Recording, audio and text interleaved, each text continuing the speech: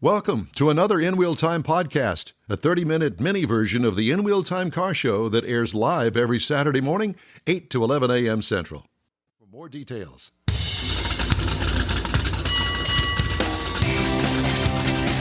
This is the world's favorite place to go for podcasting and live streaming. It's the In Wheel Time Car Talk Show. Ahead, Pat Hanlon with Hill Country Motorheads Museum in Burnet, Texas, with a display, and also at the upcoming Keels Wheels with a display.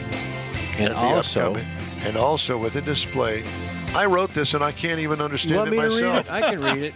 They're going to be at Keels Wheels. Yeah, that's right. They're going with the display. With some of these motorcycles he's got behind you. All right. Well, whatever. We're going to find out. I'll shut up.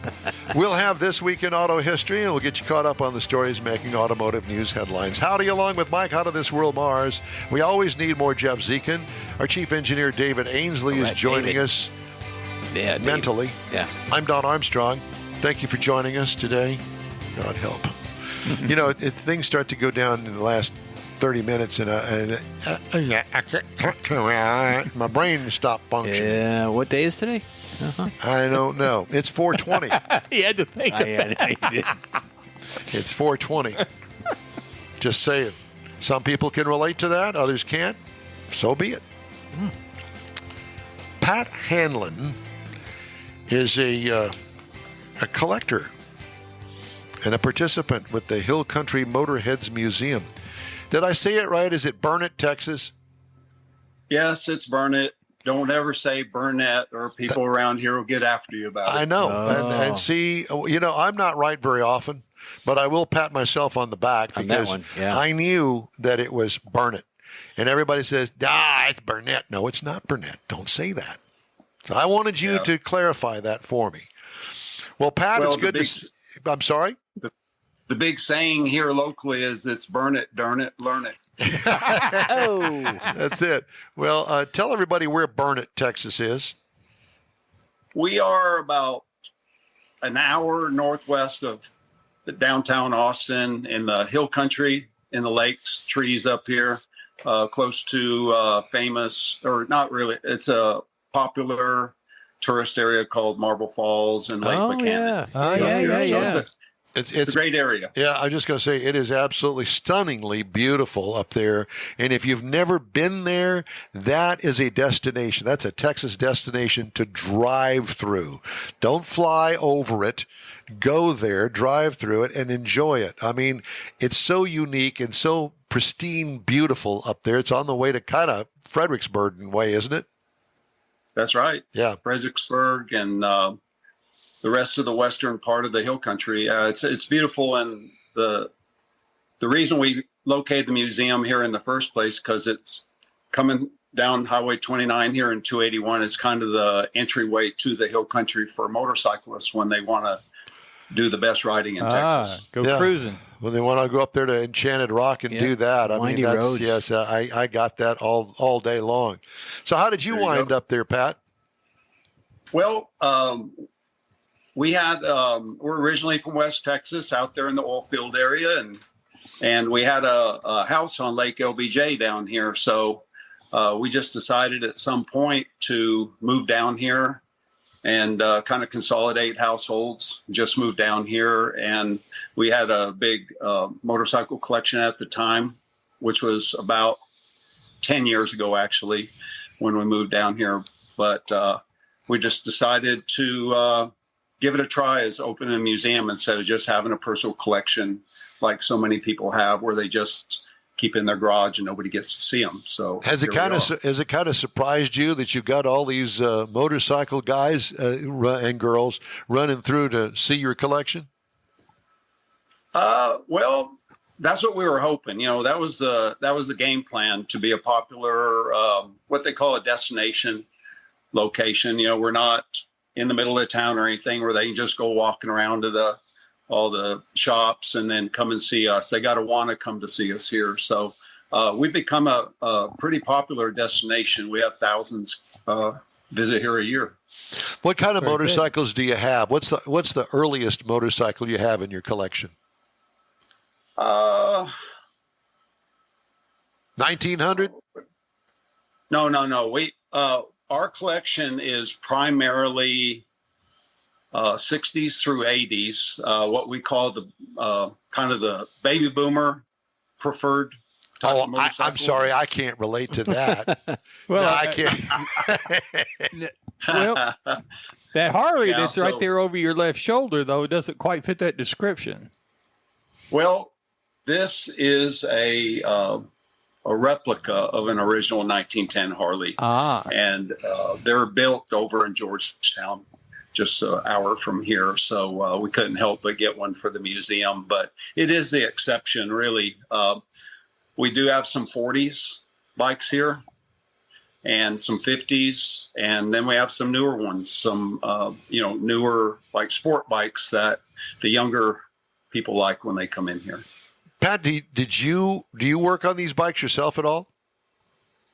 As much as I can. Don't really have a lot of time to do full restoration, but we do get them running. When we get them in, we do the test and cleaning up, detailing, and things like this. But I used to do a lot of restorations years ago when I started collecting, but it's just too time consuming. And now they could sit there on the lift for months or even a year waiting for parts and things like that. And it's have a tendency not to, you get kind of gridlocked here. So we concentrate now on acquiring bikes that are pretty much museum ready, or my preferred bike to put in the museum is what we call survivors, which is original bikes that just survived all these years. They may need new tires or a little bit of cleaning up, but basically real low miles.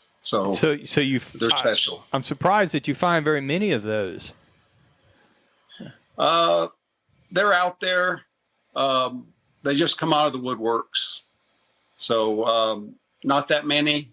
And a lot of the ones that are out there aren't really what I would consider collectible, or they don't suit my taste in bikes. So when we do find an original survivor, it's really something special. And generally there could be a story with it, because we probably get it from the original family that owned it. And, we find out that their grandpa, their dad, or their uncle owned it and bought it brand new, and right, their history. So yeah, it's fun.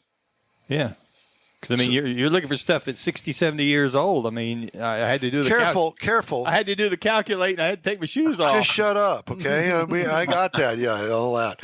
So I understand you're coming down. Yeah, Keels and Wheels. You're the man. We are, and we're really excited to be down there. I've actually been attending that event for many years, because the business we have that supports this basically is a oil field related business. And so the big oil show called OTC is in Houston, that either the week before or the week after. So it gives us the opportunity to attend Keels and Wheels. So when they contacted us about putting motorcycles in, we were all in. How many folks do you have working with you as the curator there? You have a team of folks? Well, we do have a team, but the only full-time people here are me and my wife, Janelle. She's pretty much the curator for it. And I think that is she the camera operator on this video? Yeah, she's pretty steady. Huh? Yeah, she is, despite you standing in front of it. Yeah, I know. Yeah, well, she's doing a good job here. So how many bikes are you bringing? What are you bringing? Have you decided yet? Yeah. We had to commit early so they could do the prep, promotional, and everything. It's funny that right before we got on this call, I was asking my wife if I could have a list of the bikes that are in there, because my mind went blank. But that's all right. We're bringing a 47 Indian Chief. Yes. Yeah. And a Royal Enfield. No. Ariel. Ariel Square 4. Late 40s model. Those are some of our older bikes there. And then we're bringing something that would be newer for our collection is a 85 Honda VFR 1000 sport bike Wow. that we just picked up earlier this year.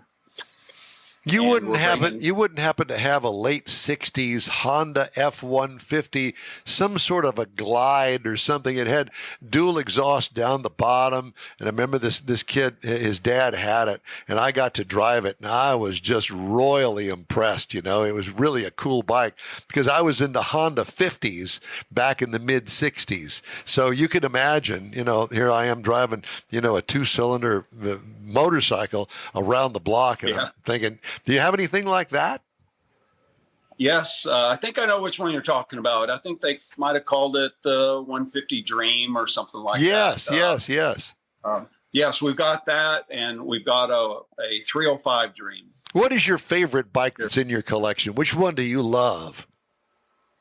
Wow, you know, that's probably the most popular question that's asked all the time here, so that's a good one. It's actually a 1972 BSA Rocket 3. A BSA. Man, you know, I haven't heard that in a while. BSAs were always at the top of the list. The European bike. Yeah. The kids that I had, you know, the dads usually had the BSAs, and the kids, we all had, you know, Honda 50s or whatever they were. And the BSA had this, that mystique, wow, look at that. Royalty. Yeah, royalty, yeah. Yeah, and that's what this is all about. Exactly. I mean, you nailed it on that, hit the nail on the head.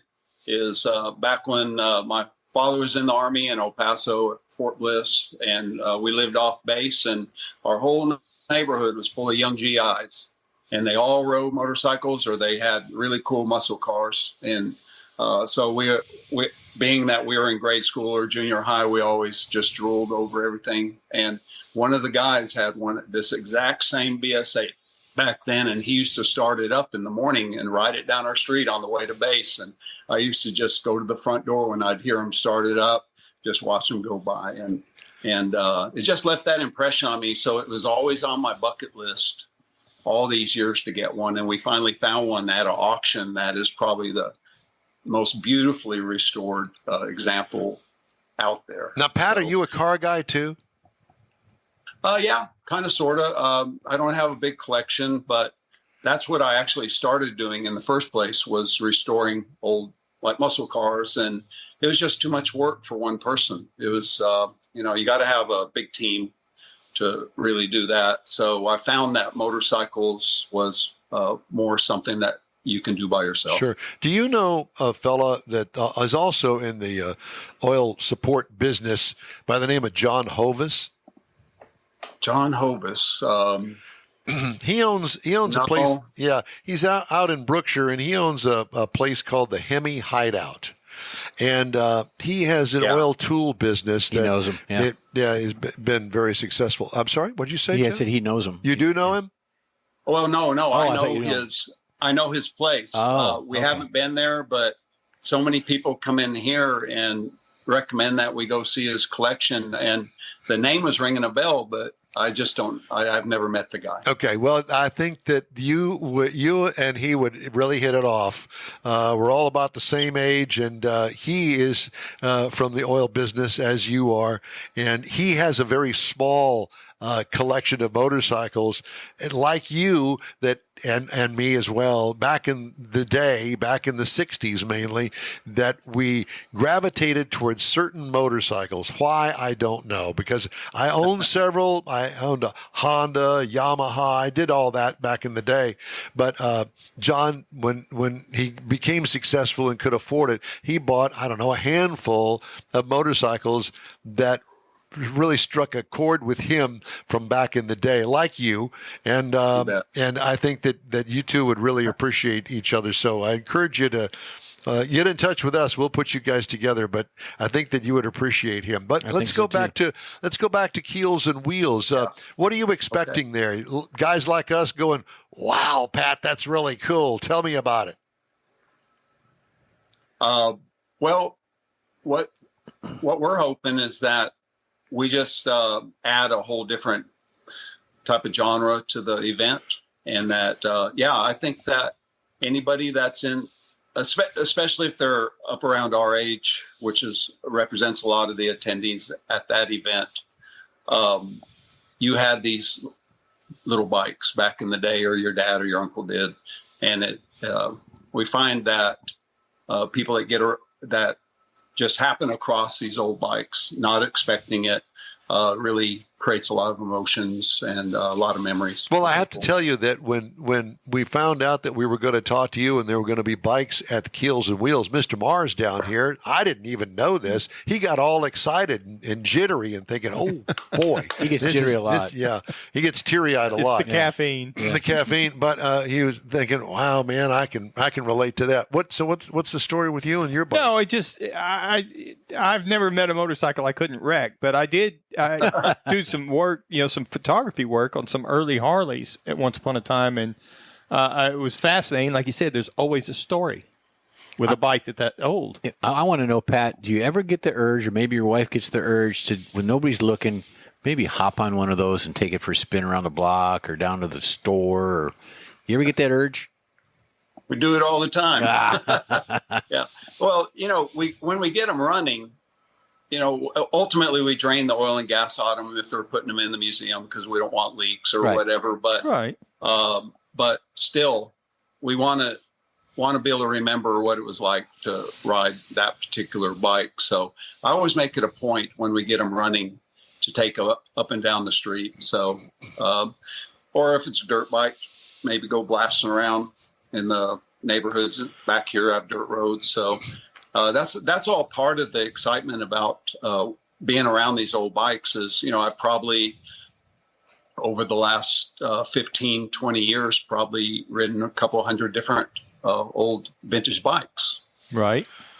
Well, when is the move in for you at Keels and Wheels? On Thursday? On Friday, we're moving in. And I failed to mention that there's another guy that's bringing some really incredible bikes to the event that are the early bikes, like what you mentioned earlier, the pre-war stuff. Yeah. And Steve Klein out of Salado. Steve and Joan Klein have really, really high-end, beautiful, very rare collection of motorcycles. And we've asked them to join us for this so we can have cover the whole gamut of the age genres of motorcycles at the event. Good idea. So we're really excited about that. No doubt. Well, Pat and your wife, thank you both for joining us this morning. We really appreciate it. We look forward to seeing the collection and look forward to meeting you there as well. Okay. Well, we're so excited to be down there. We want to thank you guys for including us in your broadcast, and we're excited and look forward to meeting you and seeing what kind of reaction we get. You take care up there and burn it, darn it. Don't Hey, you catch on fast. All right. Thanks again. All right. We appreciate that. You're on the In Wheel Time Car Talk Show, and it's available 24/7 through the iHeartRadio app. Just look for In Wheel Time Car Talk. Mm-hmm. We also video stream on Facebook, YouTube, and InWheelTime.com. Podcasts from your favorite podcast provider. All 100,000, and make it 100,001 for you. The In Wheel Time Car Talk Show continues right after this quick break. Pro-Am Auto Accessories has been serving Houston's auto enthusiasts since 1984, providing world-class products for sports cars, European sedans, and American muscle. Pro-Am is known as the place to go to find exclusive and hard-to-find parts and accessories. Pro-Am is one of the very first distributors in the USA for brands such as Recaro, Redline, Momo, Corbo, and Simpson. Located in the heart of Houston's premier retail and service corridor, the Galleria area, Pro-Am's walk-in storefront includes an 8,000-square-foot warehouse, showroom, and installation bays. Pro-Am not only sells parts and accessories, but also offers installation and service. Pro-Am is now reaching a worldwide audience through Pro-Am.com, taking its local reputation to the rest of the world. At Pro-Am Auto, you'll be dealing with a small group of professionals who truly want to help you with your automotive needs. If you don't see what you're looking for on the website, call and Pro-Am will lend you a hand. Pro-Am Auto, 6125 Richmond at Green Ridge in Houston's Galleria area. Call them at 713-781-7755. Want to feel good about something special you did for someone special?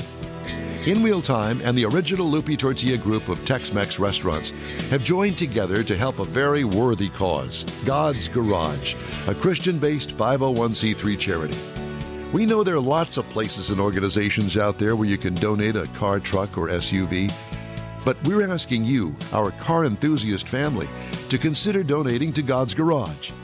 Visit godsgarage.org and learn about its mission, the women that have been helped, how each one is screened, and about their Restore You program. A car donation is an easy way to make a difference in the lives of others.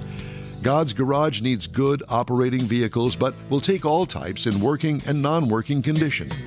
Make your heart and soul feel good by donating your gently used vehicle and help support single mothers, widows, and wives of deployed military at godsgarage.org.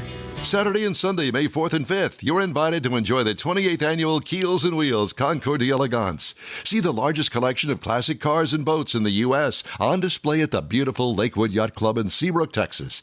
This year's Keels Wheels features 60 years of Ford Mustangs and Donzi boats. There's plenty of free parking, and discount tickets are available online at keels-wheels.com. It's Keels Wheels, Saturday and Sunday, May 4th and 5th at the Lakewood Yacht Club in Seabrook. In Wheel Time will be there, too. We'll see you there. Welcome back to the In Wheel Time Car Talk Show. Thanks for... We were kibitzing. We were kibitzing. We're kibitzing. All right. Time now for This Week in Auto History. Mr. Mars has history. This week, Hold on, Michael. There we go. April Gotcha. 14th, 1927, the very first Volvo was produced in 1927. 280 cars that year left the line. This was built to withstand... That's the drag racing. Oh, did I get the wrong one? So, anyway, the car was built and designed to withstand Sweden's harsh roads and the frigid temperatures, but they figured out real quick that the very popular open carriage design wasn't going to work so well. So the next year they changed it, and so they only produced the open carriage design 1 year. There it is. Looks like Granny's car. Yep, from absolutely. the Beverly Hillbillies. Then, April the 16th, 2003, the Honda Element goes on sale. Now, this is It's only half painted. one of the very first adventure vehicles. You could get accessories, including tents and roof racks. And it did attract a lot of buyers. The first year, 70,000 they sold in the very first year. However, it's a single generation, and it continued as it was until 2011 when its sales stopped. Also, April the 17th, 1964, the Ford Mustang goes on sale. Debuted at the New York Auto Show, and approximately 22,000 were sold on the first day who's on that, the market. Who's that in that picture? No, up on the top, the statue. Looks like Columbus. Yeah, I'm thinking more along the lines of the guy that had the smoking tobacco. Oh, I'm thinking Sir Walter Raleigh. Oh, it looks like a knight from playing chess. Yeah. Like It a does. chess piece. So they sold 22,000 on the first day. 18 months, they had over 1 million were sold. It's Mars with a hat like that. Yeah, the first one sold for $2,368. Now, there's a side story to this I found in the Chicago Sun-Times. Yeah. That this car here, Gail Wise bought the very first Ford Mustang sold in the United States.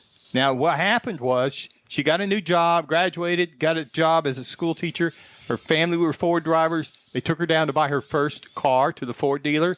Couldn't find anything she wanted in a convertible because the family had always drove convertibles. Salesman said, look, I got something in the back here that we got hidden. I'll show you. Goes back there. She sees it. She falls in love with it. No test drive. Made him a cash offer, $3,447.50. He sold the car to her 2 days before the official debut. So this car that she now owns 60 years later was sold 2 days before it was supposed to be sold. So this is the very first car that was sold, Mustang sold. The other 20,000 were sold. I bet it wasn't blue back then. Yes, it was. That's the color. That's the car. Really? She had it restored. It parked in the garage for several years, but she's had it restored, running and driving. All right. Very cool. Is that the end of it? Yeah, I just thought it was cool that she bought it before it actually went on sale. Well, yeah. And then she still got it. I'm sure that the dealer didn't want that let out. Well, I'll take it. Salesman want to make money. Well, yeah, he couldn't turn it down. Be Cash sure offer. and go to my car dealerships that I tell you to go to, because I put $1,000 in my pocket for every car, every referral that I have. Welcome to 420. You don't know what I did before this show. Well, we were figuring it out. Are you? I don't know that we want to know. Oh, I think I'm going to tell you to go to XYZ dealer and you tell them that I sent you down there, and they'll give you a great deal, and I'll put $1,000 in my pocket. It sounds And the bad part about it is that the dealers give this guy money for referrals. What? No. Anyway, I'm just ranting. You are? I have an opportunity to rant, and I'm going to rant. Rant away. All right. Got some headlines? I do, but I guess I could read one. General Motors says it plans to leave its Renaissance Center office complex for Dan Gilbert's Hudson's Detroit development downtown. Departure involves the automaker taking space in the 404,000 square foot office component in the block portion of the 1.5 million square foot Hudson's redevelopment. GM and Gilbert's Bedrock Commercial developed the firm said Monday. The move throws into limbo the future of the Renaissance Center, the massive office and hotel complex in the Detroit riverfront, has suffered during the pandemic as office usage trends to have shifted dramatically. Actually, that the CN the Renaissance Center, there's actually businesses. The hotels are kind of separate from that. We used to go there twice a year with ATD for their Fords and General Motors specialty. Ford actually sold the property to GM to build that, and then GM bought it like in the late 90s. In Will Time, I'll be right back.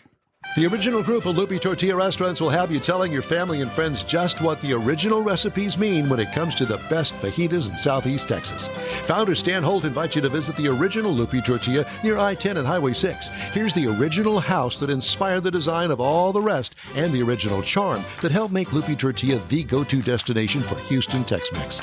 Speaking of original, nothing can compete with the original lime pepper marinade that everyone will agree makes Lupi Tortilla award-winning beef fajitas the best anywhere. Lupi Tortilla Katy is another location that gives you the same quality and service Houstonians have come to expect at Lupi's. It's located just off I-10 and the Grand Parkway at Kingsland Boulevard in Katy. Find yourself in Aggie Land? Head to the Lupi Tortilla in College Station, located just around the corner from Kyle Field. It's a great place to enjoy those famous frozen margaritas before or after the game. Headed east to Louisiana? Stop in at the Lupi Tortilla in Beaumont. It too's on I-10. You can't miss it. The original group of Lupi Tortilla restaurants invites you in for the best Tex-Mex anywhere. Gulf Coast Auto Shield is having another car social Saturday morning, May 18th from 8 to 11. It's a car cruise-in like no other. Expect Ferraris, Lamborghinis, Corvettes, and the featured brand Porsche. Get social at this special cruise-in event. You'll also see Gulf Coast Auto Shield's private workshop and learn about their many products and services. Questions are welcomed. Gulf Coast Auto Shield is easy to get to at 11275 South Sam Houston Tollway near West Airport Boulevard, just south of the Southwest Freeway. The Car Social featuring Porsche takes place Saturday morning, May 18th from 8 to 11. Tell your friends, and no matter what car you have, bring it and enjoy this rare opportunity to see some of Houston's finest rides. In Will Time will bring its Car Talk show there too, so join us for another Car Social at Gulf Coast Auto Shield, Saturday morning, May 18th, 8 to 11 at 11275 South Sam Houston Tollway, just south of the Southwest Freeway. Visit gcautoshield.com to see the show flyer for more details. Well, that's it for this week's In Will Time Car Talk Show. Check out our website, inwilltime.com. If you're not following us on Facebook, please do. Give us a like, tell your friends about us, and share our stuff with your friends. We'll keep you posted on the latest car stuff all week long. Hey, when you're looking for an award-winning talk Sunday through Friday, since we're live on Saturdays, you can find the In Will Time Car Talk Show 24/7 via the iHeartRadio app. Daily 30-minute podcasts are available from your favorite streaming provider. We post a new episode every day, and thank you for making us now 100,000 downloads. The In Will Time Sales, Marketing, and Video Technical Director is We Always Need More, Jeff Zekin. For booking agent, video editor, and the man who has an application into Gulf Coast Auto Shield, Mike Out of This World Mars, along with Chief Engineer David Ainsley. Yep. I'm Don Armstrong. We hope you join us on the road next week when we'll be joining 350 other cruisers on the Hot Rod Tour of Texas here on the In Wheel Time Car Talk Show. That's next Saturday, April 20th, 8 to 11 a.m. on all of our In Wheel Time Car Talk outlets. Have a great weekend. Be safe out there, and happy 420.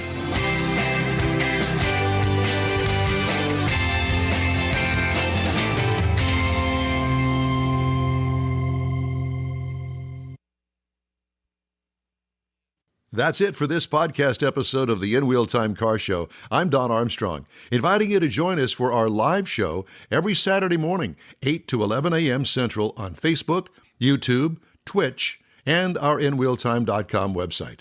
Podcasts are available on Apple Podcasts, Spotify, Stitcher, iHeart Podcast, Podcast Addict, TuneIn, Pandora, and Amazon Music. Keep listening, and we'll see you soon.